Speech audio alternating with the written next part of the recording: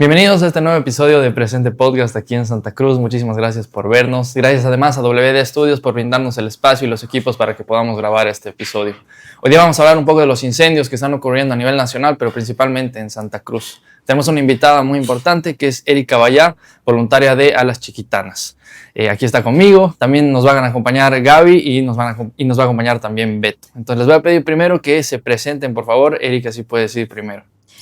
Sí, hola, un gusto estar aquí en este podcast. Mi nombre es Erika Bayá, como me presentaron, soy voluntaria de Alas Chiquitanas, así que estamos viendo y monitoreando todo el tema de los incendios muy cerquita con toda la gente que está ahorita en primera línea. Beto. Bueno, yo siempre acompañando igual, a Presente, un gusto esta vez para analizar la coyuntura nacional relacionada a los incendios, es sumamente interesante. Y bueno, yo soy un estudiante de Derecho de 20 años y hago documentales de historia. Y Gaby. Hola, ¿cómo están? Otra vez aquí en Presente, ya saben, periodista digital y fact-checker. Y hoy vamos a estar hablando de un tema sumamente importante que nos azota todos los años, que son los incendios forestales y que al parecer, mientras no estemos ahogados en humo, no le vamos a dar la importancia verdadera. Muchas gracias, Erika, por acompañarnos hoy. La verdad es súper importante tener a alguien de Alas Chiquitanas, ¿no? Que es una asociación que ve mucho este tema y que apoya mucho el tema ambiental. Nos gusta un montón tenerte aquí. Así que para empezar, tenemos un poco de contexto de los incendios. Nosotros venimos de 2024, un año sumamente importante, horrible. En todo esto, más de 12 millones de hectáreas quemadas. Y ahora empezamos otra vez. ¿Cómo está la situación actualmente? Bueno, otra vez con incendios, es algo que se ha vuelto recurrente. Pensábamos que el 2019 había sido un hito, el peor año de la historia, pero el 2024 fue devastador. 12 millones, en realidad ni siquiera se tienen los datos exactos porque han habido mediciones de hasta 15 millones de hectáreas perdidas.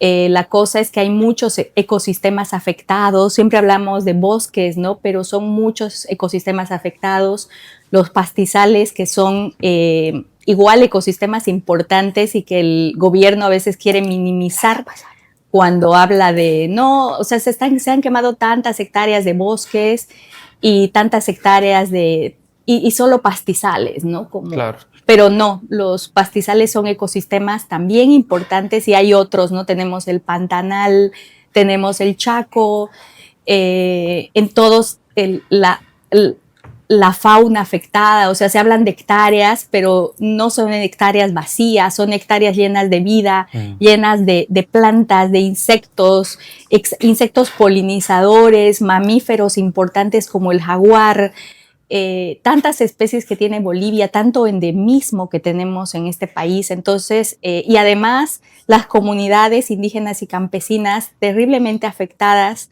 porque para ellas el problema no se acaba cuando se apaga el fuego, sino que quedan afectadas y no se recuperan, y cuando se están empezando a recuperar, viene el fuego de nuevo. Claro, y los molestan en su actividad productiva, en el lugar donde viven y demás, ¿no? Incluso hay un dato importante, ya a estas alturas del 2024 habían 10 millones de hectáreas ya quemadas, a estas alturas, ¿no? Terminando agosto, iniciando septiembre, entonces un montón. Y ahora para contextualizar un poco este año, ¿dónde están los incendios en Santa Cruz? ¿Cuáles son los puntos de calor que están afectando más vida silvestre como vidas humanas? ¿Qué es en lo que se están preocupando principalmente en Alas Chiquitanas? Bueno, los incendios han empezado con Noel Kempf Mercado, que lleva un poco más de un mes quemándose. Si bien el incendio ha empezado en la meseta de Caparuch, que es un ecosistema que necesita fuego para estar vivo, pero resulta que antes el fuego se apagaba automáticamente, en cambio ahora se entra al bosque y eso es lo complejo, eso es lo que han intentado parar los guardaparques, ha estado gente del ejército, otros grupos de bomberos voluntarios, pero bueno, ahora si bien han logrado, pero hay todavía, cuando se verifican las imágenes satelitales, hay todavía unos puntos de incendio en Noel Kempf. El otro incendio, donde hay varios incendios complejos es en el área protegida San Matías. El área protegida San Matías el año pasado se ha quemado casi en su totalidad. Es la segunda área protegida más grande de Bolivia después del CAIA, del Gran Chaco, tiene casi 2 millones de hectáreas y se ha quemado el 70% de esta área que es el Pantanal boliviano. Wow. ¿No? Entonces, con muchas especies importantes como la paraba azul que vive en este lugar y que justamente, precisamente han ido a hacer unos conteos que todavía no tenemos los resultados, pero la paraba azul es prácticamente endémica de esta zona del Pantanal, no de Bolivia, sino del Pantanal que compartimos también con Brasil y Paraguay, ¿no? Pero solo vive en esta zona. Claro. Y vive, es una paraba que vive en las comunidades, pone sus huevos incluso en los techos de las casas de la comunidad de San Fernando. Wow. Entonces es, pucha, una especie tan bonita, tan hermosa, tan del Pantanal, la tenemos que cuidar, ¿no? Ñembyguazi, ¿no? ¿Qué? Y Ñembyguazi. Y ahorita la otra área protegida que se está quemando es Ñembyguazu. Esta es un área protegida de la autonomía guaraní. Está muy cerquita al CAIA en el Gran Chaco, un ecosistema súper complejo porque es el Abayoy, es como un bosque pigmeo, muy interesante, muy poco estudiado y ya el 2019 se quemó, tuvo un incendio devastador justo cuando se había creado el área protegida. Y el año pasado no se quemó porque ahorita hay una pausa en Ñembyguazu, pero este año vuelven los incendios y realmente preocupante porque es un bosque sequito, Claro. entonces empieza el fuego y Arrasa. arrasa, ¿no? Y arrasa y queda carbonizado. ¿Qué testimonios, qué escenas, qué experiencias la han marcado verdaderamente a lo largo de este trabajo, a lo largo de esta lucha en contra de los incendios? Bueno, hablar con la gente después de los incendios, ¿no? Al presentarme no dije que soy periodista también de la Red Ambiental de Información y hice un reportaje sobre a los tacanas en la zona del Madidi, que tuvieron un incendio devastador el 2023 en esa zona. Y en los incendios, o sea, las comunidades, cuando el fuego es terrible y solo les queda defender sus casas, tenían que evacuar a los niños. Entonces, estas evacuaciones son sumamente complejas tenían que quedarse las personas jóvenes mayores, claro, y sacar de la comunidad a los niños y a las personas de la tercera edad. Entonces, esa separación, ese momento en que deciden llevar a los niños a otro lugar es desgarrador porque los niños lloran, no saben si van a volver a ver a sus padres.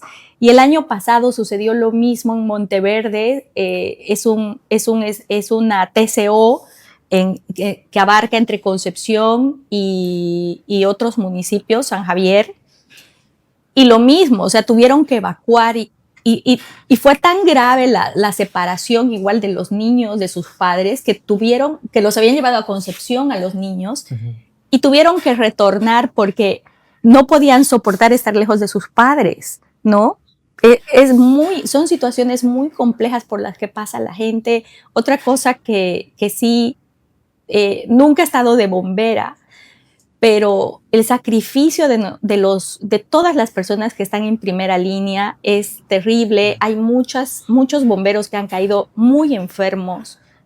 Porque se lastimado por el fuego también. Sí, porque antes de ingresar, a veces mucha gente tiene toda la predisposición del mundo, pero no sabemos cómo está nuestro estado de salud antes de un incendio. Sí. Claro. Entonces caen enfermos después Claro. y ¿qué hacemos? O sea, ¿quién se hace cargo de esa persona, de su estado de salud, ¿no? Después de un incendio? Entonces, son muchos aspectos que tienen que ver no solamente con la devastación natural, sino con la situación de la fauna silvestre, la situación de las comunidades, cómo quedan psicológicamente. Hay un estudio que ha levantado, un diagnóstico que ha levantado la ONG Proceso sobre la situación de las comunidades indígenas después de los incendios. Esto lo hizo solamente en la Chiquitanía, pero bueno, hemos tenido incendios en todo Bolivia. Claro. ¿Y cuáles son También los la resultados cordillera de de Sama. Claro. Bueno, es un diagnóstico, ¿no? Un diagnóstico realmente triste y preocupante, pero que sobre ese diagnóstico todavía falta la parte importante, ¿no? De trabajo. Otra cosa compleja son los estudios que hay que hacer después de los incendios por ecosistema, y eso va a ser muy caro porque todo lo que significa estudios científicos necesita pues presupuestos importantes, ¿no? Para saber, no sabemos cuánto hemos perdido en realidad después de tanta devastación, no solamente del año pasado, sino que desde en el histórico de los incendios, cuántos lugares se han quemado muchas veces, ¿no? Claro. Y bueno, y esto de que suceda incendios en las áreas protegidas. O sea, supuestamente son protegidas, supuestamente la gente que vive ahí sabe que está en un área protegida y no tiene que quemar, pero ya vemos lo que pasa, ¿no? Totalmente. Hay una presión agroindustrial también, que eso no lo podemos esconder. Hay una presión sobre nuestras áreas, sobre las protegidas y las no protegidas que aún están verdes, ¿no? Y Bolivia es un país forestal, o sea, tenemos que mirar a Bolivia de otra manera. Totalmente. No solamente con soya y ganadería Claro. y extractivismo. Y aún así con todo esto hablan, ¿no? De seguir expandiendo la frontera agrícola. Sí, de seguir beneficiando. Y por otro lado tenemos, por ejemplo, áreas protegidas como las de Pando, ¿no? Donde las comunidades viven de la castaña, viven del azaí, viven de los recursos naturales. Y esto nos demuestra, o sea, con los números, que ahorita no tengo en la cabeza los datos de exportación, pero Bolivia es la primera exportadora de castaña del mundo, porque bueno, somos todos estos países amazónicos que tenemos árboles de castaña, pero sobre todo los árboles los tenemos en esta región de Pando, que es tan rica, tan biodiversa, y a la que tenemos que cuidar, y que no se convierta Pando en campos de soya ni de ganadería Y aquello extensiva. con respeto ambiental, ¿no? No solo el autoabastecimiento, sino a nivel comercial, la explotación, ¿no es cierto? Y eso siempre respetando los parámetros ambientales. Claro, por ejemplo, la castaña son árboles naturales. Lo mismo sucede con nuestro azaí. El azaí boliviano es un azaí natural, ¿no? No es de plantaciones como sucede con el Brasil. En cambio nosotros, y ese plus obviamente es muy apetecido en mercados europeos, en mercados de otros países, ¿no? O sea, tenemos una castaña de árboles milenarios y tenemos azaí totalmente orgánico. Exacto. Tenemos chocolate en Baures totalmente orgánico, que los suizos son expertos en hacer chocolate, pero el mejor chocolate del mundo está en estos países, ¿no? Y lo tenemos en Baures. Sí. Y ya entrando un poco más al trabajo como tal de A las Chiquitanas, ¿cómo es que se organizan para identificar y cubrir las necesidades? No solo de equipos, medicamentos, que es lo que más se habla, sino necesidades que tal vez uno deja de lado, como por ejemplo en las bomberas voluntarias, temas de higiene, cosas que al final no se mencionan y que igual justo detrás de cámaras nos mencionaba que son muy necesarias porque ellos se meten al monte, no hay comunidades cerca que puedan ayudarlos, entonces son ellos literal contra el monte. Sí, bueno, ya después de tantos años, A las Chiquitanas nació en 2019, justamente con esos incendios devastadores de ese año. Y bueno, a lo largo de estos años, obviamente ya se han identificado, agrupaciones de bomberos que son los que trabajan, ¿no? Porque hay de todo, han surgido un montón de grupos, pero ya sabemos con qué agrupaciones, cómo está conformado todo este mundo bomberil, ya lo conocemos. Conocemos también a las comunidades, los lugares donde suceden las cosas más graves, donde podían suceder. Hacemos seguimiento a las imágenes satelitales, tanto las nacionales, tenemos contactos con varias ONGs, fundaciones con las que estamos trabajando, por ejemplo, en Guardianes del Bosque.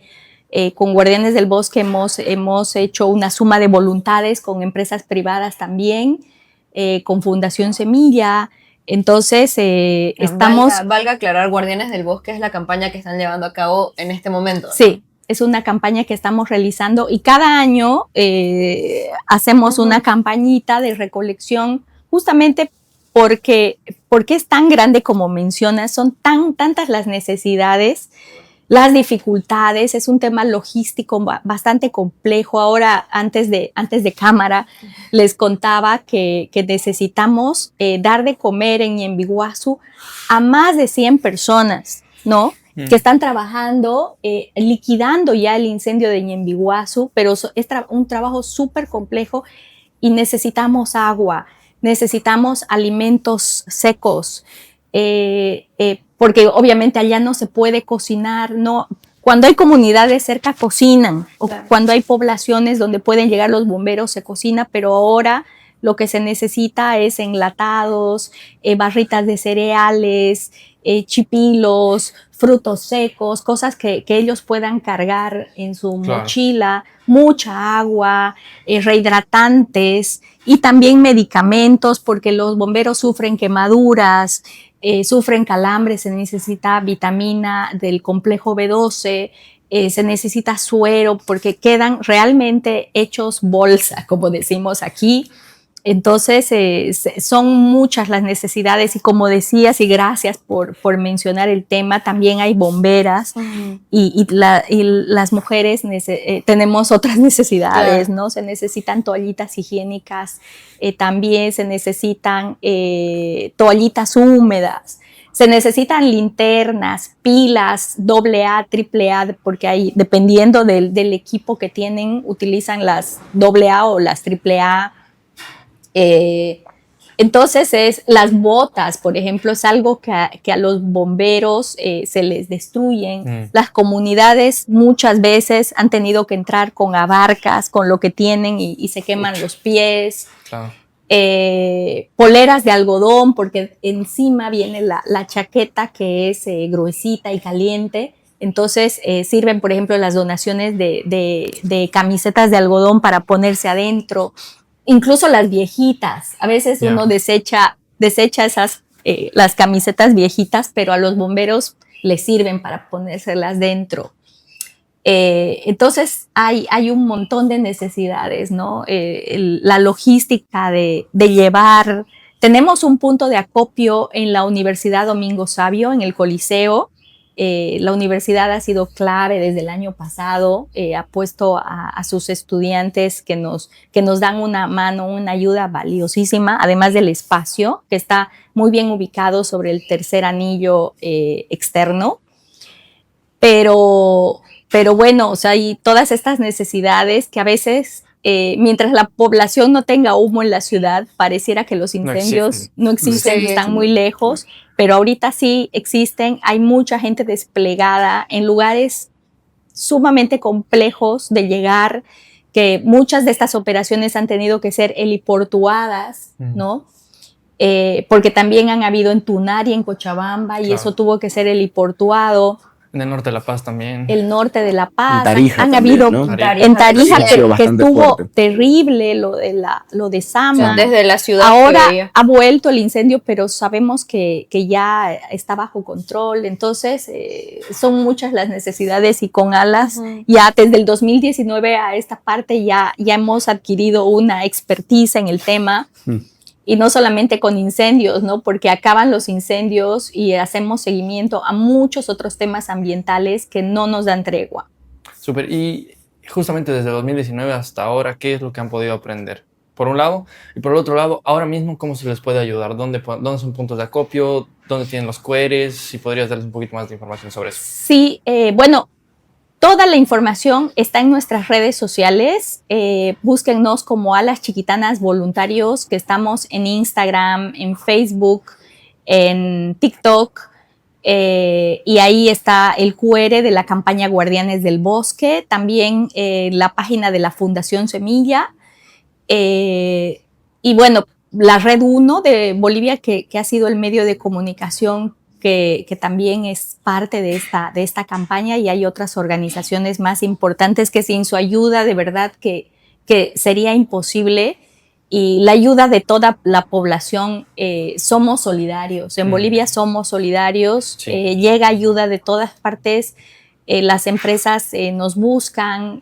Agradezco yo este espacio que me dan porque a través de ustedes también vamos a llegar al público que los sigue y toda esta es una gran ayuda para las chiquitanas y en realidad no para nosotros. Nosotros somos nada más, somos el medio que nos hacemos cargo porque ya tenemos la logística, tenemos los contactos, pero siempre necesitamos ayuda. A veces hacer llegar la ayuda a San Matías se nos convierte en un problema porque no tenemos vehículos, todos somos voluntarios y todos dependemos de la voluntad de las organizaciones, ¿no? Claro. Pero son como ángeles, siempre aparece quién va a Roboré, quién va a San José, qué sé yo, y nos ayudan a llevar las cosas. Con las mismas donaciones a veces tenemos que mandar en flota. Y aparte se suma la escasez de diésel, ¿no? Que estamos pasando ahorita. Sí, eso quiero decirlo ahora. La falta de diésel es un problema. Queremos que en los surtidores les den prioridad a los guardaparques. Yo sé que todo es prioritario, que todo el mundo tiene emergencias, pero ahorita es un tema de la vida de estos lugares, ¿no? De la vida de las comunidades. No podemos dejar que se queme. Tenemos que ser solidarios también en las gasolineras y les pido que les den prioridad a los guardaparques que están realmente sufriendo y haciendo cola por un poco de diésel junto con todos los camiones que están ahí, en todo, como hemos visto en todo Bolivia, las colas de camiones en todos los surtidores y en las poblaciones, ¿no? Que es complejo, pero sí pedimos que den prioridad a los guardaparques porque estamos en emergencia. O sea, no podemos permitir que se siga quemando San Matías, que hubiera entrado el fuego a Ñembiguazú, un área protegida tan delicada. Y otras, ¿no? O sea, todavía nos queda... Y que se normalice, ¿no? Sí. Año a año. Sí, no nos gusta hablar, por ejemplo, de época de incendios, porque ya lo están normalizando, ¿no? No existe, ¿no? De incendios. Y yendo a una pregunta, hablamos bastante de la cooperación ciudadana, hablamos bastante de las organizaciones, sin embargo quisiera saber cuál fue realmente la coadyuvación tanto del gobierno nacional como de la gobernación de Santa Cruz en estos casos, o si hubo cooperación, o si hubo indiferencia, o qué carencias existen realmente, o qué aportes significativos brindaron estas instituciones públicas que se supone que se encargan de vigilar todos los aspectos de los incendios, ¿no? Sí, bueno, el gobierno nacional trabaja bajo presión. A través de cartas, a través de... a las chiquitanas hace un seguimiento riguroso a las instituciones públicas, justamente para exigir como sociedad civil que ellos tienen que dar la primera respuesta, ¿no? A estas situaciones. Porque ¿quiénes son los que tienen helicópteros? El gobierno nacional. Pero hay que rogarles para que desplieguen estos helicópteros a las zonas. No nos dan información. A veces el helicóptero, por ejemplo, en Noelquén, para el día de las elecciones nacionales, salió estuvo sin trabajar 2 días en el área protegida y fue terrible el avance del fuego, ¿no? Entonces, obviamente los helicópteros son máquinas también delicadas que tienen que salir a hacer mantenimiento, tiene que haber un relevo del piloto, qué sé yo, pero ellos tienen que estar en permanente información. Sabemos que en los lugares de incendios a los militares no les gusta coordinar con los guardaparques, por ejemplo, y ese es un problema. Otra cosa, llevan militares, si bien hay un despliegue del gobierno para llevar militares, pero los llevan sin alimentación. Y ese es un problema para las comunidades, para el municipio, para todos los que estamos, porque todos somos humanos, todos necesitamos alimentarnos, tomar agua, qué sé yo. Entonces es un tema complejo. Y la gobernación, que ahorita nos ha encontrado en incendios y ellos están en transición. Claro. Acaba de llegar Camacho y ya tiene muchos temas. Habría que dar la respuesta, ¿no? También. a las chiquitanas le ha mandado una carta de 85 páginas a la gobernación con todas las quejas que tenemos de lo que está así, una cartita, casi un libro, pero con todo lo que se necesita hacer en temas ambientales. Entonces queríamos pedir al gobernador a una persona con las pilas puestas para trabajar en temas ambientales, porque la mayor devastación de incendios ha sucedido en Santa Cruz. Sí. Claro. Es el departamento donde ahorita se están viendo los mayores problemas, porque por el tema de la deforestación, de los incendios, hay mayor sequía, entonces hay mayor necesidad de ayuda a las comunidades. Y bueno, ahorita estamos en eso, estamos presionando también a la gobernación, porque la gobernación siempre tuvo un equipo fabuloso de bomberos, pero ahorita, por ejemplo, se necesita hacer un rastrillaje de fauna y no tenemos a la gobernación activamente porque están en un tema de transición. Y se desea declarar la emergencia departamental, si no me equivoco, ¿no? Sí, ¿Y qué tan influyente e importante fue la ayuda de la embajada estadounidense, por ejemplo? Bueno, la ayuda que ha llegado de la embajada ha sido a la gobernación, al equipo de bomberos. Entonces, todavía hemos visto que han recibido ayuda, pero no sabemos al respecto, ¿no?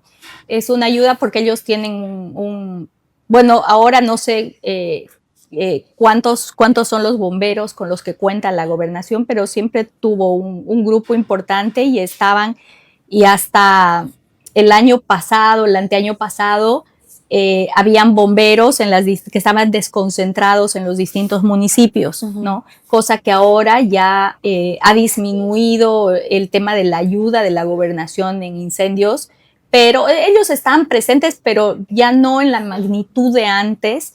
Y estamos esperando a que la gobernación se active nuevamente para estar como antes, ¿no?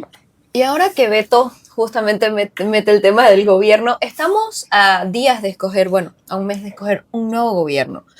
¿Ustedes han visto las propuestas de los candidatos? ¿Alguno de los dos candidatos tiene propuestas que resguardan el medio ambiente o es solo viva la frontera agrícola?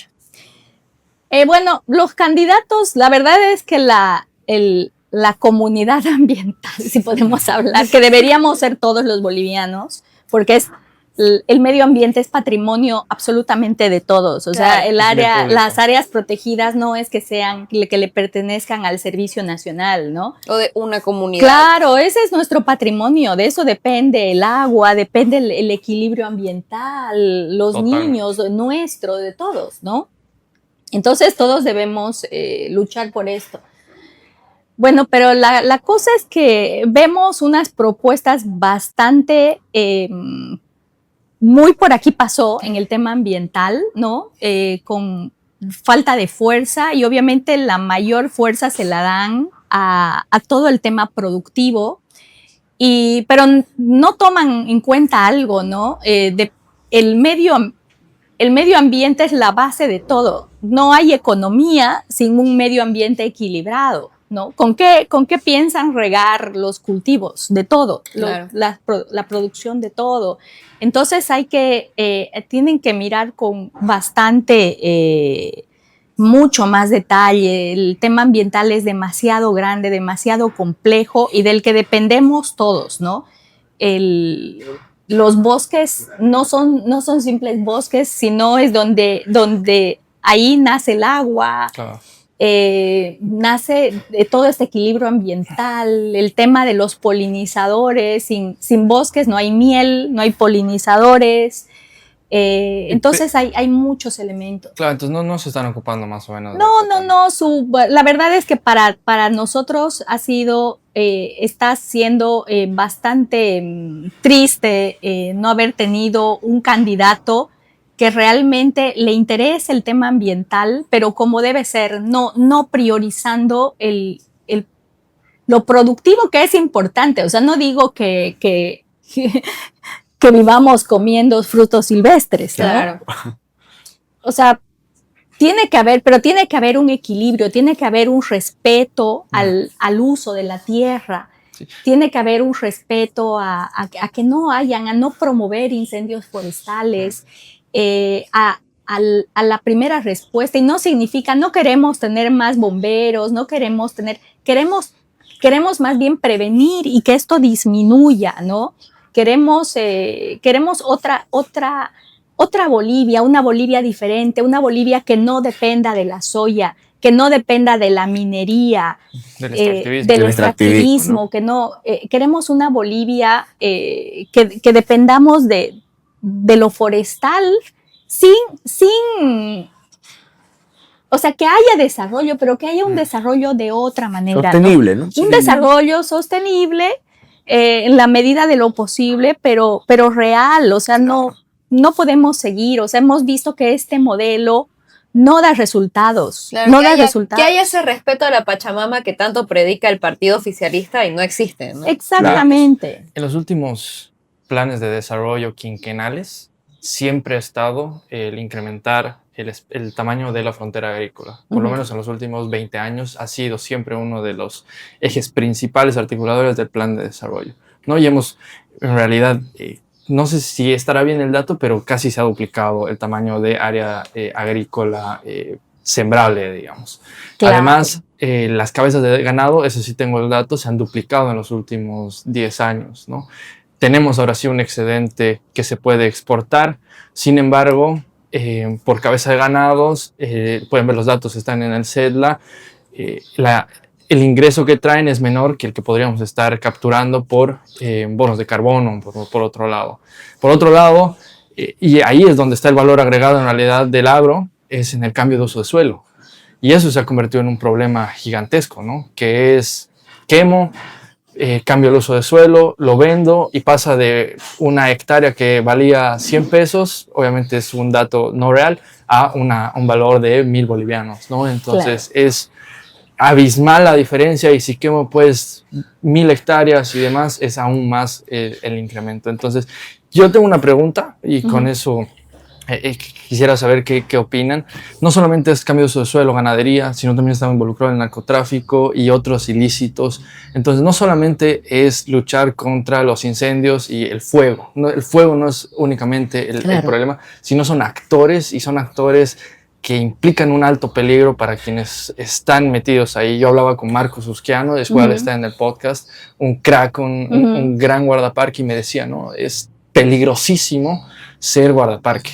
Es súper peligroso porque a mí me han votado, básicamente eso me ha dicho, me han votado de donde yo estaba, que era la Amazonía, ahí al norte de La Paz, porque yo me estaba metiendo mucho con minería ilegal, me estaba metiendo mucho al lado del narcotráfico, que normalmente están igual en áreas protegidas, y me he tenido que ir a la parte del Beni, porque es durísimo y es un trabajo súper riesgoso, y básicamente me han amenazado para irme.